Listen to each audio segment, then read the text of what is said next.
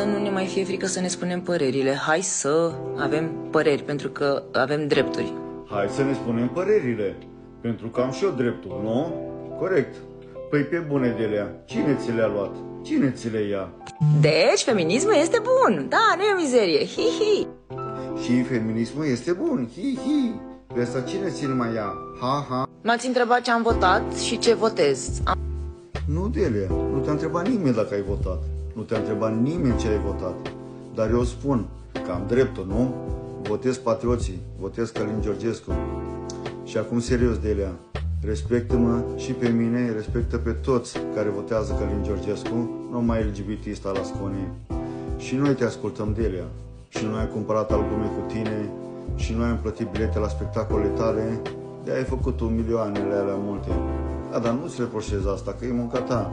Dar, draga mea, lasă politica politicienilor și lasă muzica muzicienilor. Nu te băga în proaca porcilor, că pute acolo și tu ești fată finuță, ce naiba. Și mi-ai făcut și declarația controversată cu copiii, dacă nici copiii nu-ți plac. Auzi, va fi un stres toată viața și îl cari după tine până mori. Păi cum mai Delia să spui că un copil este un stres, un bolovan de gâtul tău? Păi cum mai Delia, dar dacă și mama ta ar fi gândit la fel, să rămână doamna Gina și la mulți ani pentru zilele trecute. Delia, cine ar mai fi încântat? Cine nu mai încânta cu muzica ta? Bună, de altfel recunosc. Acum mama ta se poate bucura de privilegiu de a fi bunică doar de la sora ta. Am auzit că nici cu sora ta nu prea e bine. Și ce? Nici la Sconi nu e bine cu fiica ei. Păcat, Delia, păcat. Și acum te bagi în politică. Pe bune, Delia, chiar am pretenții la tine. Păi te pricep la politică cât te pricep și la copii.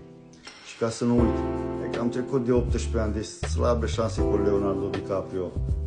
Dar nici el nu mai e așa tânăr. Te salut, papa.